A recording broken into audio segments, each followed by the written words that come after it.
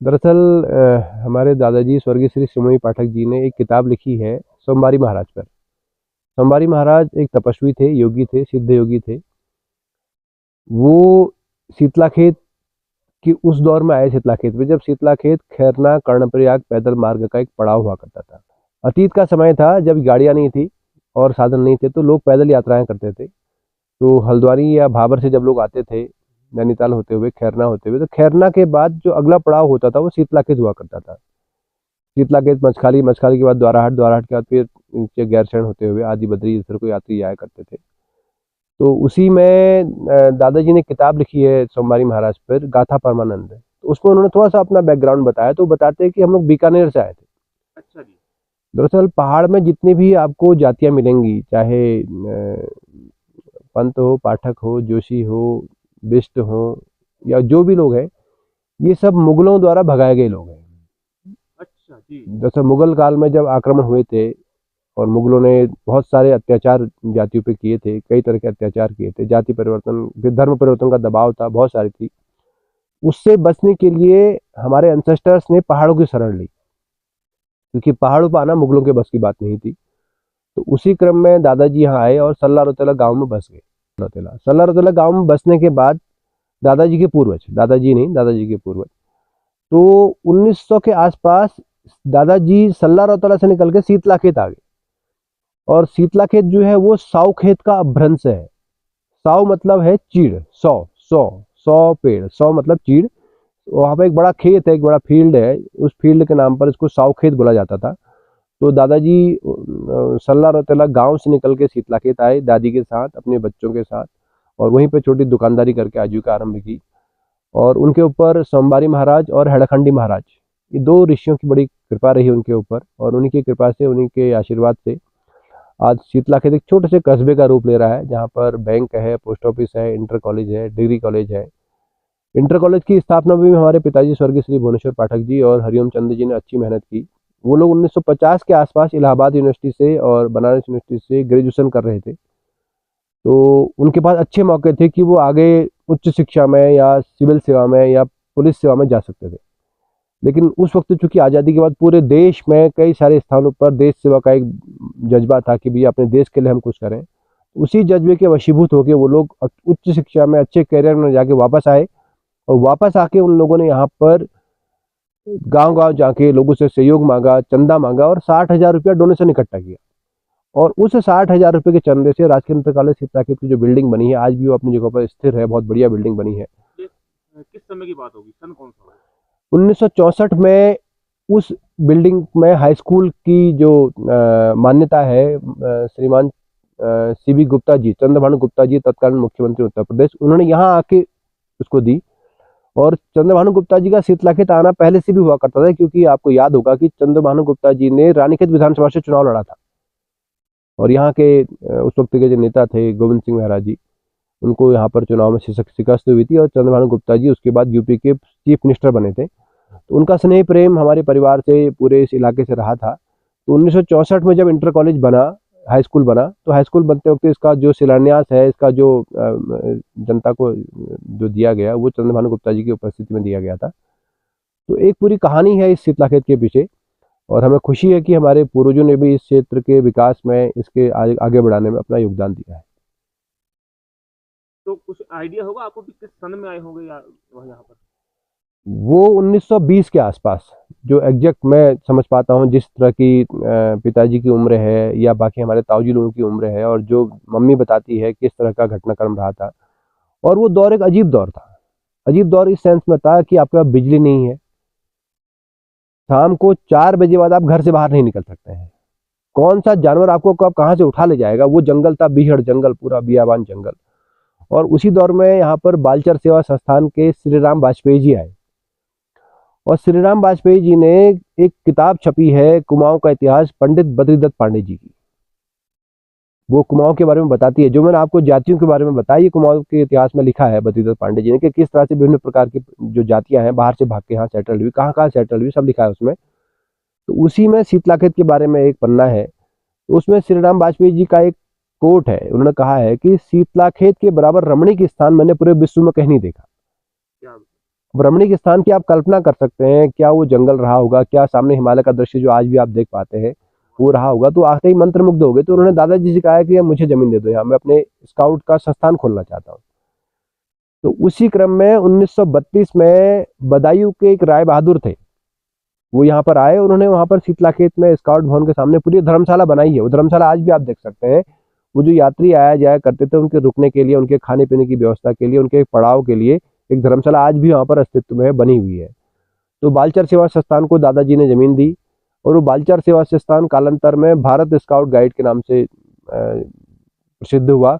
और आज यहाँ पर उत्तर प्रदेश भारत स्काउट गाइड का ग्रीष्मकालीन प्रशिक्षण केंद्र है, जहाँ पर पूरे उत्तर भारत से, विशेषकर यूपी से, बिहार से और रेलवे के स्काउट्स आते हैं और अपना ट्रेनिंग लेते हैं और इस रमणीक जगह का आनंद लेते हैं। और अभी जब हम ग्लोबल वार्मिंग भी झेल रहे हैं और कई तरह की हमारे सामने समस्या आ रही हैं, पहाड़ की, सूखे मन की, पानी की समस्या, अब उसको आप किस नज़रिए से देखते हैं?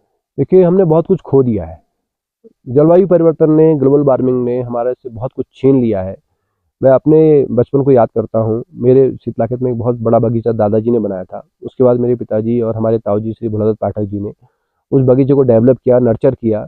तो शीतलाखेत का बगीचा फेमस बगीचा हुआ करता था। ऐसे ही बगीचे शाहीदेवी में, बोरा स्टेट में, उसके बाद औड़ाधार में त्रिलोक सिंह जी का, और बहुत सारे बगीचे यहाँ पर प्रसिद्ध बगीचे थे। तो मुझे बचपन की याद है कि डेलिशस एक प्रजाति होती है सेब की, रेड डेलिशस और गोल्डन डेलिशस, दो प्रजातियाँ होती है। तो हम लोग गर्मी में बचपन में बगीचे में रहा करते थे।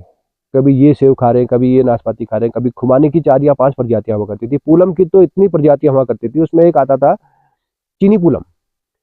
हमने उसका नाम चीनी, वैसे वैज्ञानिक नाम जो भी रहा हो, हमने उसका नाम चीनी पूलम रखा था क्योंकि इतना मीठा होता था और वो पकने के, लाल होने के दूसरे तीसरे दिन खराब हो जाया करता था, इसलिए उसका ट्रांसपोर्टेशन नहीं हुआ करता था। तो मेरे ख्याल से हम लोगों के अलावा उसका स्वाद किसी और ने लिया ही नहीं होगा। ऐसे ऐसी एक 22 नंबर की खुमानी हुआ करती थी, खुबानी।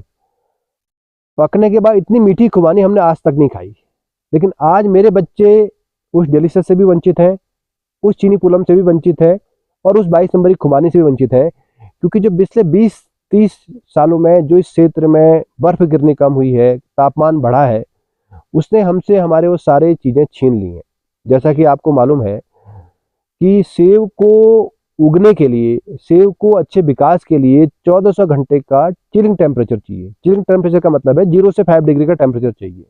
उसके होने से क्या होता है कि उस स्थान में ठंड रहती है, तो वो बीमारियों को, जो कीड़े मकोड़े हैं जो बीमारी पैदा करते हैं, उनको वो फलने फूलने नहीं देते, उनको मार देते हैं। और जाड़ों की बर्फ जो है वो 2 तरह से काम करती थी। मुझे बचपन याद है अपना कि हमारे घुटने घुटने तक बर्फ रहा करती थी। घुटने का मतलब 2-3 फुट तक, हम लोग छोटे थे उनसे। तो उस बर्फ में जितने कीटाणु हैं जो बीमारी पैदा करते सब मर जाया करते थे। और दूसरी बात क्या थी, बर्फ जो थी इस तरह से यहाँ पर बिछी है, तो धीरे धीरे धीरे धीरे करके जमीन के अंदर पानी रिसता था।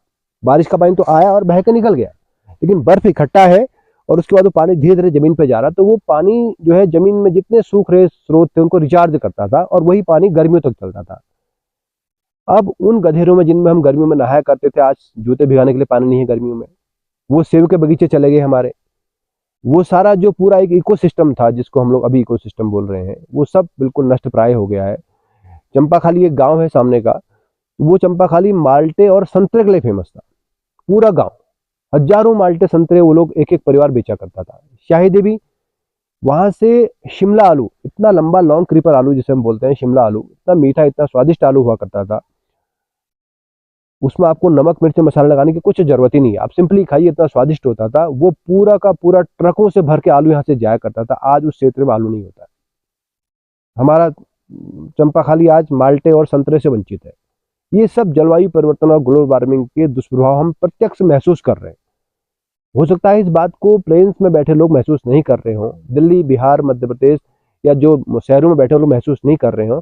वो इसलिए महसूस नहीं कर रहे हैं, इसको मैं दूसरे तरीके से कहना चाहूँगा, क्योंकि जैसे अतीत में क्या होता था, जब ये मेडिकल साइंस इतना एडवांस नहीं हुआ था, इसके पास बीमारी को पहचानने के लिए ना एक्सरे था, ना ब्लड टेस्ट था, ना और जांच के साधन थे। तो उस वक्त डॉक्टर्स मरीज की आंख देख के, मरीज का जीभ देख के, मरीज की पल्स देख के अंदाज लगाया करते थे कि बीमारी क्या है और पकड़ लिया करते थे, डायग्नोसिस हो जाता था।